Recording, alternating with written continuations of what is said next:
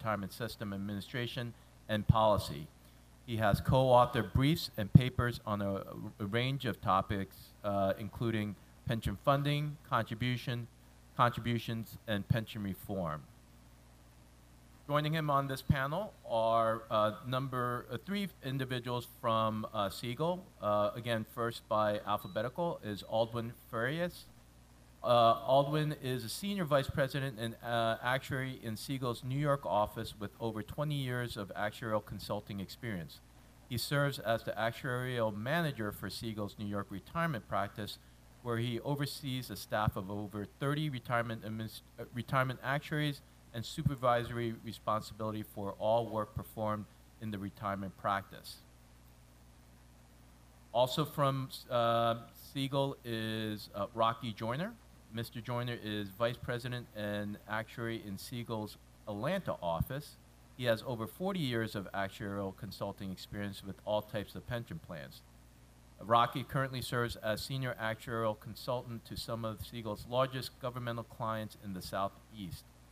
Rocky is currently or has been the consulting actuary for many city and county government clients. The list is very long, and if you want to see the entire list, please refer to his bio. Yep. And then lastly, Jonathan Scarpa. He is senior actuary in Siegel's New York office with over 7 years of actuarial consulting experience. He works with many large multi-employer and public sector pension plans across a range of industries. He has experience with annual actuarial evaluation, developing funding strategies, plan design, and asset liability modeling. Please help me welcome this first panel.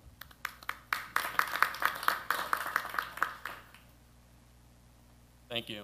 It's good to get the applause out of the way early, especially when discussing public pension funding. Might not be coming later.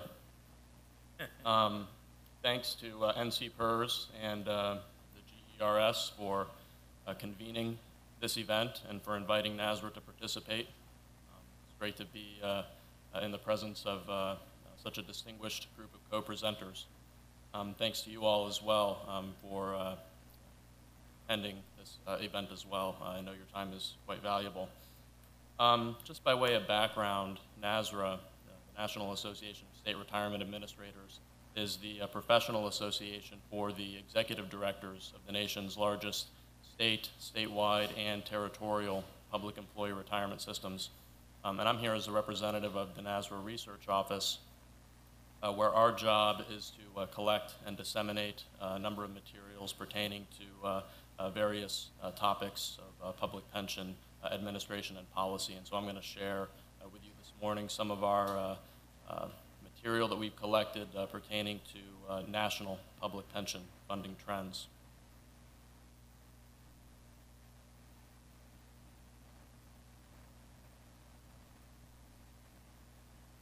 And I may need to move to the front here.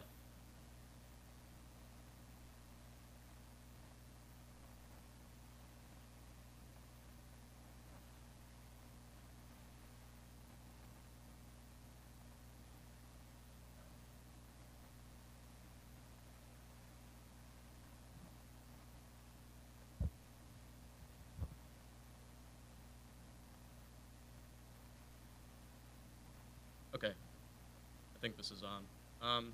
So I like to start with a high-level overview, 30,000-foot view, if you will, of the public pension community. So I've included some summary statistics on this slide. The Federal Reserve reports public pensions, state and local pensions, collectively hold approximately $4.2 trillion in assets as of the first quarter of 2018. This is the second consecutive quarter that the public pension, the value of public pension assets has been above $4 trillion. Public pensions, defined benefit plans, that is, cover approximately 14.5 million active or working participants. There are about 19.5 million state and local employees generally, so 14.5 million of those participating in some form of defined benefit pension plan. That's a figure that equals approximately 10% of the nation's overall workforce. Public pension plans distributed approximately $295 billion in benefits in FY17, going to around 11 million retirees and their survivors. In FY17, annual contributions were $200 billion, and you can see the corresponding breakdown, approximately 3/4 made by public employers, that's states, cities, school districts, other units of government, and the remaining approximate 1/4 from employees themselves. I find this next point very interesting. Census counts over 5,000 public retirement plans in the United States. And by their own admission, they're not getting everybody, so there are potentially others out there as well. Not that they aren't doing their best. But of that community, the largest 75 or so account for over 80% of all the money and all the people in the public pension community. So most of those 5,000 plans are very small. In aggregate, public pension funding level in FY17 is approximately 72%, and we'll explore that in a little bit more detail here. So this is the big picture, the big public pension funding picture. The actuarial value of assets represented by the light blue bars, the actuarial value of liabilities, that's the dark blue bars. This is since FY01. The resulting funding ratio is overlaid across the top of this chart. My organization began tracking this metric in FY01, which was the peak funding level, peak aggregate funding level. So we've had the distinct pleasure of reporting the near continuous decline in public pension funding levels since FY01. This is obviously a very eventful period that included two significant market declines in FY01, FY02, and then again, more significantly in FY08, 09. Other primary reasons for this decline in funding levels include employers' failure to pay the full actuarially required contribution in many cases, as well as, in some cases, benefit increases that were granted at or just before the beginning of this period that did not include a corresponding contribution rate mechanism, so unfunded benefit increases. In recent years, the past 6 years or so, you can see that the aggregate funding level has begun to flatten out somewhat. We're sort of range bound now at the low end, 71, 72%, at the high end, about 73, 74%. And we'll look at the mechanics behind this metric in the next slide. So in order for a pension plan's actuarial funding level to improve, its actuarial value of assets must grow faster than its actuarial liabilities. So that's what we're looking at in this chart, the median change from the prior year in the two components of the funding ratio, actuarial assets and liabilities. And so what do we notice about the blue line, actuarial assets? Well, it's quite volatile, and this is corresponding with volatility in the capital market. So you can see a big decline there in 08, and then a couple of years where growth was essentially near zero.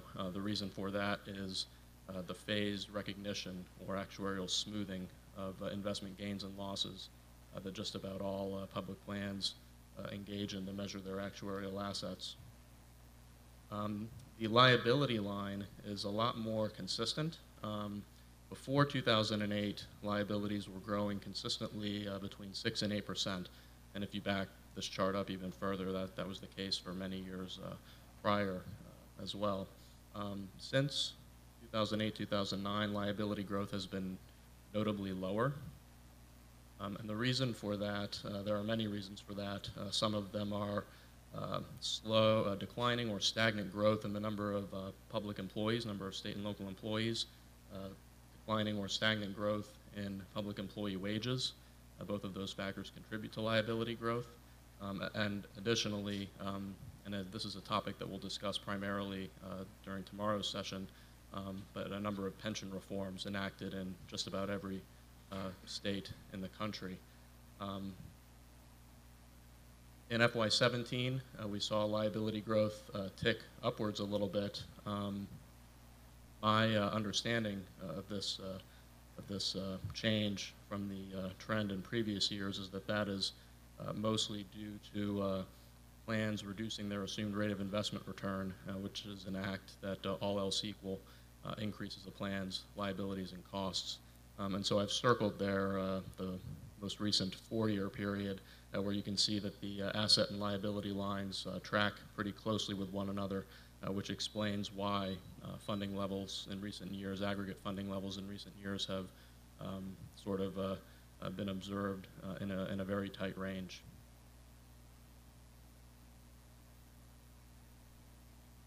So this is the distribution of individual public pension funding levels for FY17. So this is all of the plans that were included in the previous 2 charts expressed individually on this chart. Each plan is represented by one bubble on this chart. The size of the bubbles is roughly proportionate to the size of the plan's liabilities. So bigger bubbles equal bigger plans, smaller bubbles equal smaller plans. There are approximately 130 plans on this chart, as there were in the data sets that were used to develop the previous 2 charts. Those 130 plans represent critical mass of the public pension community, so over 80–85% of all the money, all the people. And so what's striking to me about this chart is just the wide range over which we observe individual plan funding levels. You know, you've got, there are some outliers here, one plan funded below 20%, a couple well over 100%, but by and large, you know, between 40 and 100% in a very near even distribution is where we find all of these individual plans. The other thing that strikes me about this chart is just the difference in size in these plans. You know, there are several very large pension plans. That large bubble just to the left of the median is the California Public Employees Retirement System, and it appears to be almost consuming several smaller plans within its space. So sort of it's a community that's defined by several very large plans and several very small plans with not too much in between. So I'll leave the funding level behind for now. The funding level, of course, is the most popular and recognized metric used to describe the condition of public pension plans, but it's not everything. There are several other metrics and trends worth exploring. And so I'll start with some headwinds facing public pension plans, some factors that are contributing to difficulty in achieving desired funding levels for public plans. Declining investment return assumptions is one, as I mentioned briefly, and we'll look at in greater detail. Since 2009, 2010, I think over 90% of the plans in the sample that we regularly monitor, which is the largest plans in the country, have reduced their assumed rate of return. Again, all else equal increases the plan's liabilities and costs. Slow payroll growth, I also mentioned in the context of liability growth.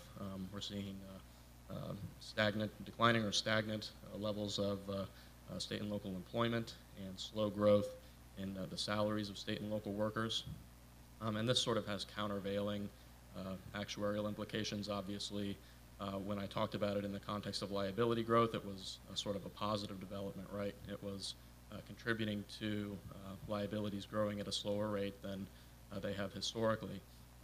But it can present a challenge as well, and it really depends on the individual plan's circumstance. But basically, actuaries expect these plans to grow. They expect new participants, and they expect participant salaries to grow as well.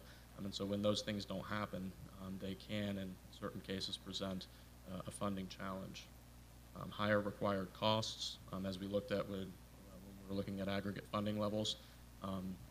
Funding levels declined almost consistently since FY01 as assets declined following 2 major market declines. This pushed up, this caused unfunded liabilities to increase and pushed up required pension costs. Updated mortality assumptions, you know, people generally are living longer, and pension plans are having to update their mortality assumptions to reflect longer lifespans. This also increases their liabilities and costs. and plan maturity. These plans and their members are becoming more mature over time, and we'll look at the specific implications of that development. So we'll take investment return assumptions first.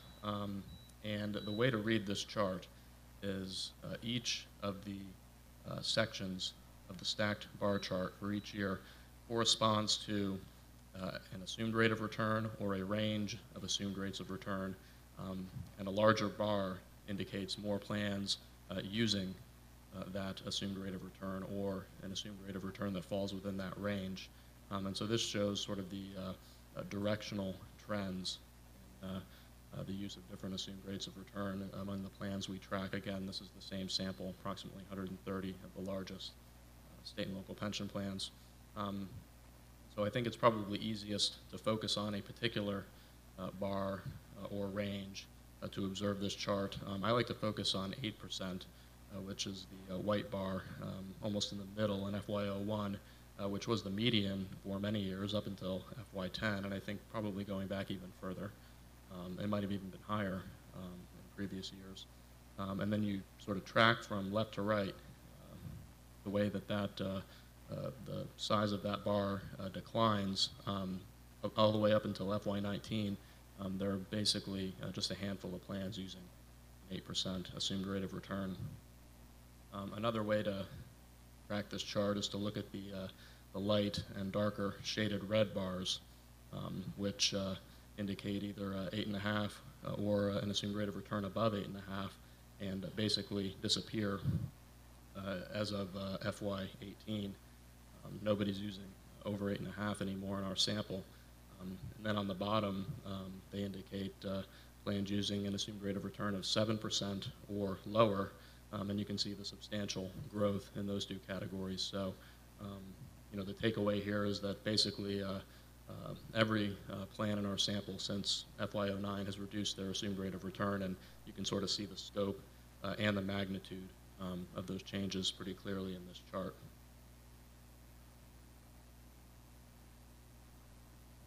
So I mentioned employment growth as another headwind facing public pension plans, and this is reflects a data set that we maintain. It's published by the U.S. Bureau of Labor Statistics on a monthly basis. This is as of July 2018, and it's measuring the relative change with 2007 as the base, January 2007 as the base month. So it's relative change since January 2007 in employment for the private sector and state and local government. Private sector obviously lost a bunch of jobs after the recession, has since that time gained them back at a pretty steady clip. I believe this is a record number of consecutive months of private sector job growth. State and local governments, on the other hand, didn't lose as many jobs, certainly, but have not really gained many of the losses back either. They still remain below their pre-recession peak, which was August 2008 or so.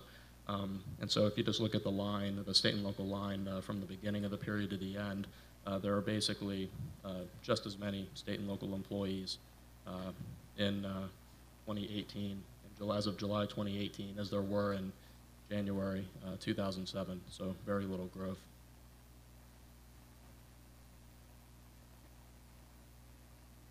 This is another way to look at that. This is the change in actives and annuitants from FY01 to FY17. Active members are obviously those currently employed by state and local government receiving, currently earning retirement service credits. Annuitants are those who are retired from public employment and receiving a benefit, also their spouses, those on disability as well.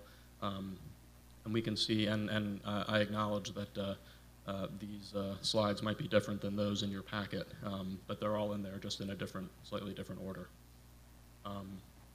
So for many years, annuitant growth has basically been between 3 and 4% pretty steadily. That's the dark blue bars.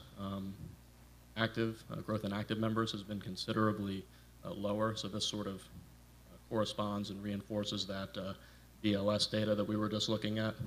For many years, from 2009 to 2014 or so, the number of active members employed by states and local governments and participating in a retirement system actually was declining. And only in recent years have we begun to see the number of active members begin to grow at a positive rate from the prior year, past 3 years, as indicated by the area that I've enclosed in the box there. And corresponding with that, we've seen 4 or 5 consecutive years of decline in the growth of retirees as well. Overlaid across the top of this chart is the resulting ratio, number of active members for every annuitant in these systems. And you can see it's pretty much been in a free fall since FY01. Interestingly, you know, if you go back and we don't have the data, we don't have reliable data, but if we did, I think we would see a ratio of, you know, perhaps 5, 6 to 1 if we took this back a couple years. So this just sort of reinforces a number of key trends and developments that we're seeing, including the maturity of these plans, certainly, but also more recently the declining or stagnant growth in the number of individuals employed by states and local governments. I mentioned wage growth, slow or declining wage growth as another headwind facing public pension plans, and this is also data maintained by the Bureau of Labor Statistics, measuring the annualized quarterly change in wage and salary costs for the private sector and for state and local workers. The line is labeled government, but only includes state and local workers, does not include the federal government. So one observation I have is that wages are growing at a pretty slow rate for everybody. For the private sector, they've been below 3%, certainly below their historic norm since 2010 or so, and I believe that's record low wage growth for the private sector. I don't know if it's a record low for government as well, but it's also been quite low for employees of states and local governments, below 2%. For a good period since 2010, and only recently broke above 2% wage growth, only to return back below 2%. And so again, just to reiterate the relevance of these metrics, how they affect public pension plans. In this context, as a headwind, you know, actuaries expect more participants, they expect their salaries to grow. When those things do not materialize, it can push required contribution rates up as a percentage of payroll, and it can be, so when these factors are absent, when we're not seeing new hires and we're not seeing salary growth, it can be difficult to generate the actual dollars needed to eliminate the plan's unfunded liabilities.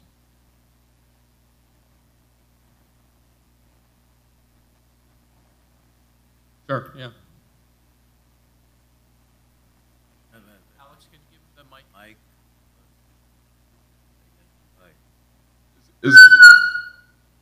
Is the annuitant growth tied to the economy, or is it tied to pockets of hiring that were done in previous years? So when you showed that slide where you were showing how the annuitants is increasing over years, is that a trend due to the current economy, or when people joined the workforce previously? And then on that other slide that you did, is that total payroll? It shows that governments are not using the private sector tax dollars to reinvest and shore up their retirement systems. That's an entire salary cost, or is just wages paid to employees? Could you identify yourself, sir? Albert Bryan. Thanks, that's a good question. So I'll back up. So the question was my understanding of the question is what's driving growth in the number of annuitants in these plans, and certainly some of it is just, you know, pure demographics. I mean, people are aging, you know, reaching the age of eligibility to retire from these plans. There is somewhat of a pattern. I haven't fully explored this, but I think it's worth exploring. You can see that recessions, to some degree, tend to drive growth in the number of individuals choosing to retire. You can see it spikes a little bit after 01, 02, declines a little bit as the economy improves following that recession, and then ticks back up after the 08, 09 recession, and as I indicated earlier, has begun to decline, you know, for about 4 or 5 straight years following the emergence from the latest recession.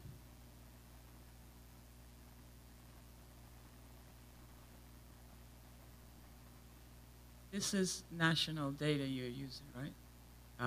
Is the territory included? I do not have data for the GERS in my sample of plans, but Siegel is going to come and clean up after me and explain how the GERS is similarly or differently affected by these national trends.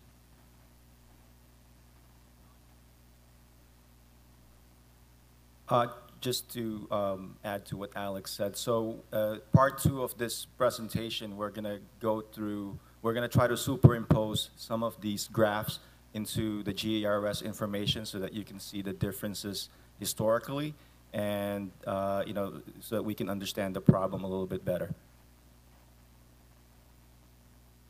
So this is a summary slide, essentially, of the 2 factors that we've been looking at up until this point.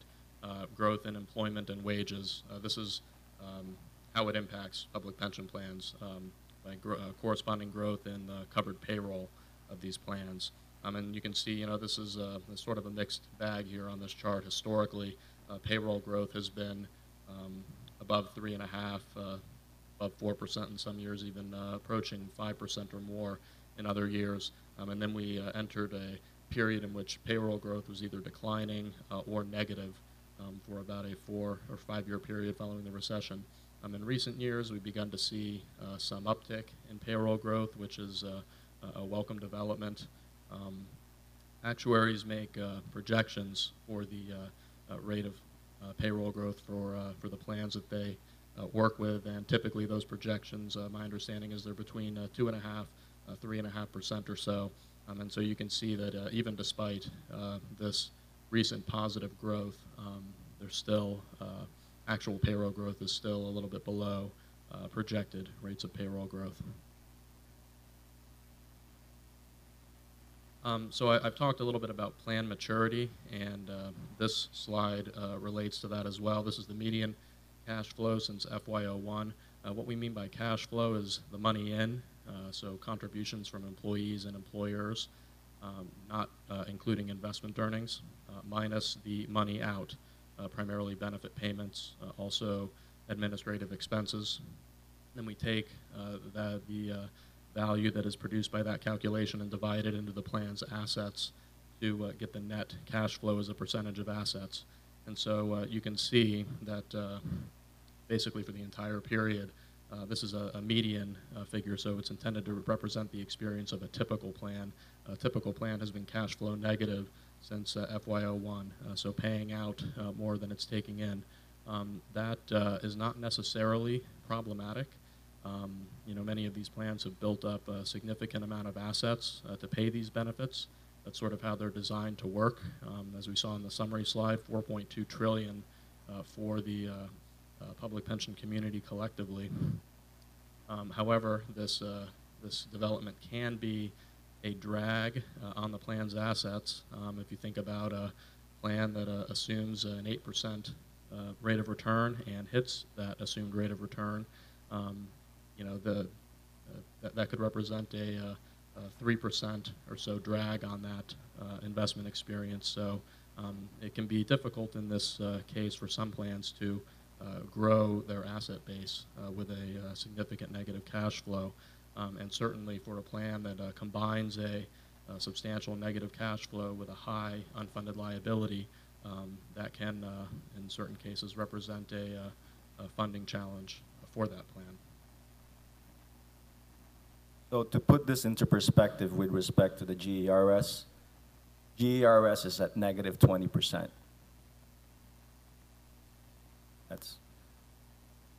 Yeah, thank you. And that would certainly be the highest.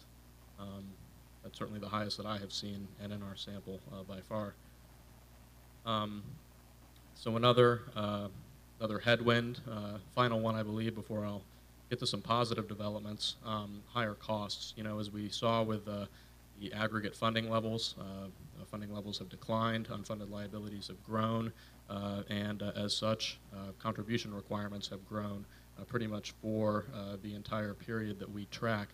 This is median employee and employer contribution rates for general employees and teachers only. Public safety employees are not included in this data.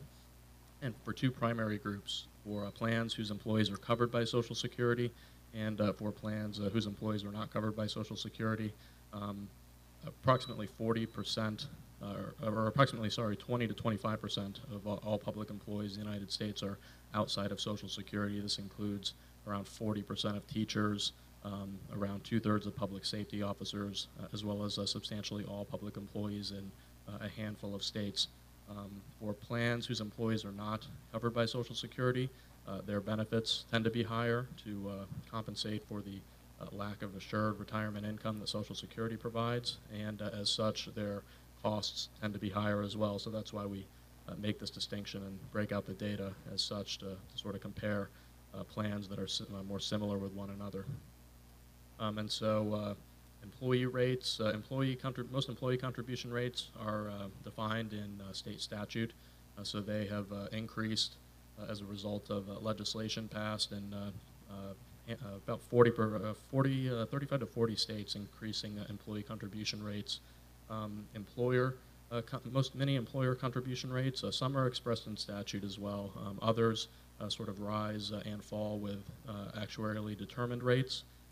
And so you can see that for both groups, employer rates have increased fairly steadily. The median rate has increased fairly steadily for the entire period.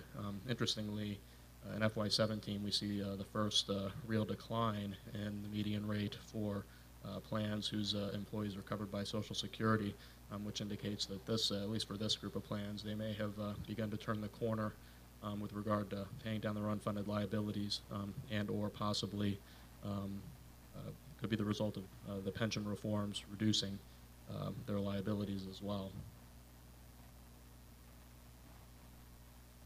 So now for some positive developments, some tailwinds, factors that are supporting public pension funding, and I think we have a question here.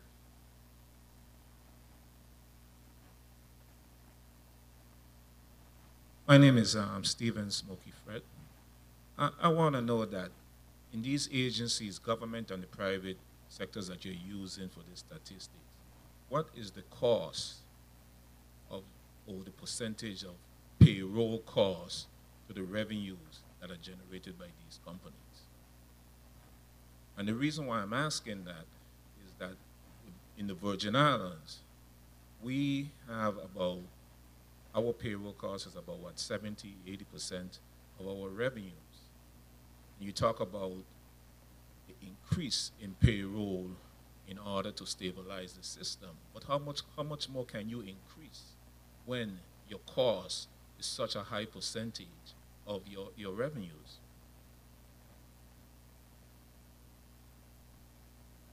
Thank you.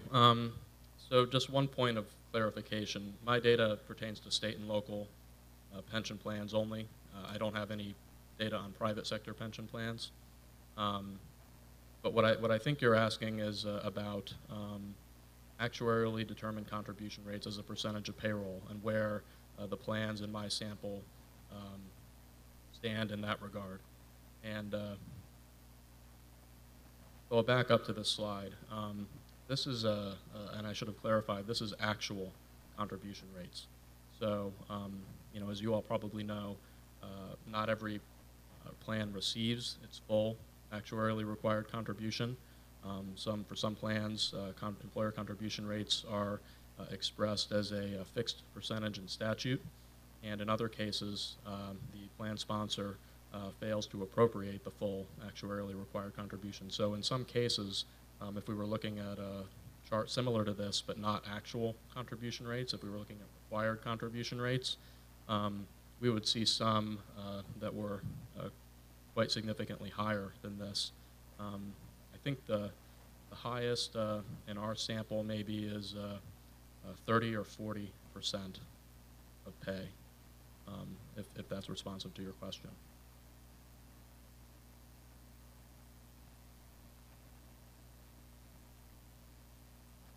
So I've got to move quickly here. we'll get to some positive developments, tailwinds, factors that are supporting public pension funding.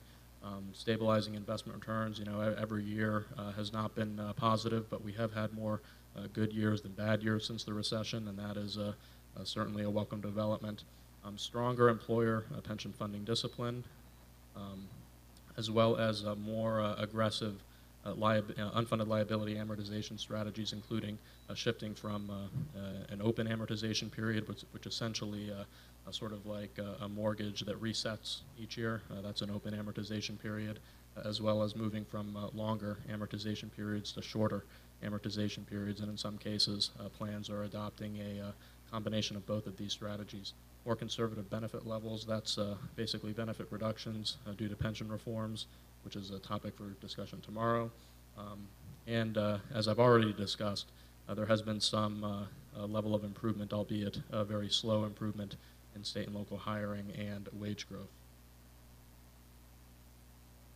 So when we look at the sources of revenue into these public pension funds for a long period of time, we see that they come from three primary sources: employee contributions, employer contributions, and investment earnings. And when we look at this for subsequent 30-year periods, which we do quite regularly, we see that this breakdown stays roughly the same for any 30-year period that you choose.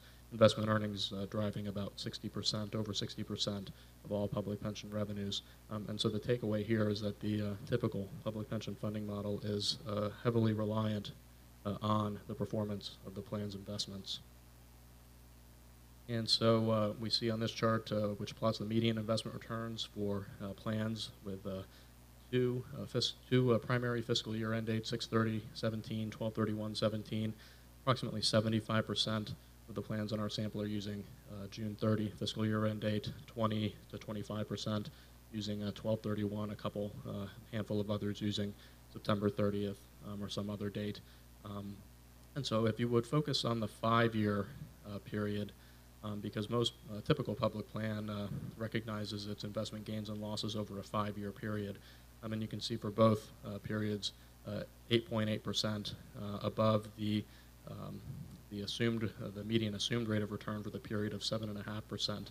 And so sort of, all else equal, if a plan hits all of its actuarial assumptions and exceeds its investment return assumption, you would expect its funding level to improve. But obviously there are other things going on, including reductions to the assumed rate of return, other actuarial assumptions, negative cash flow, that sort of thing.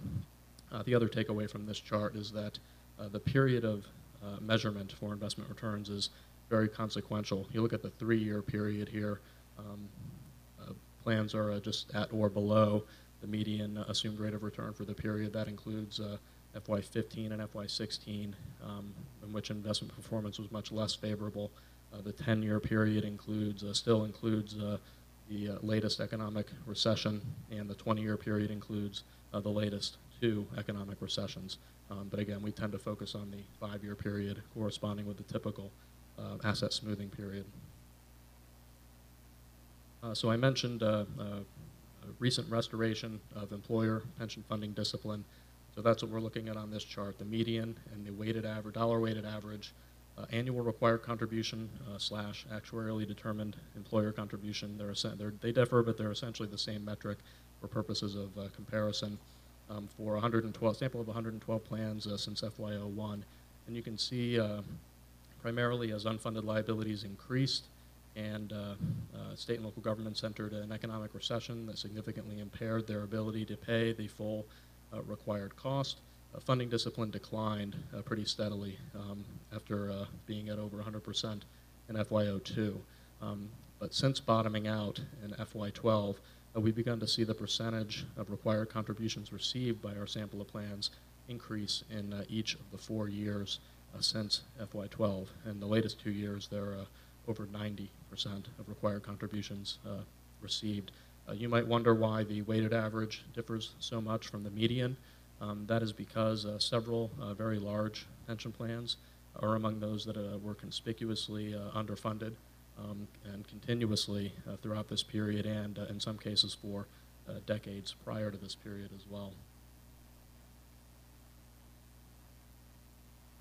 So I talked about more aggressive attempts to amortize plan unfunded liabilities, and this is pretty complicated, and I probably don't have time to adequately explain it. But you can think of paying off unfunded liabilities similar to financing a mortgage.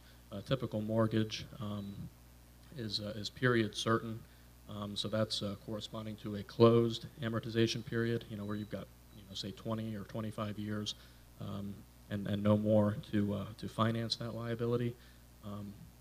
And a typical mortgage is also financed with level dollar contributions, so contributions that are steady as a dollar amount throughout the entirety of the period. Public pension plans finance their unfunded liabilities. Some do it similar to the example that I described, others do it differently. We've seen some plans that use open amortization periods, so essentially they're refinancing their amortization period each year. In other cases, they're using closed plans.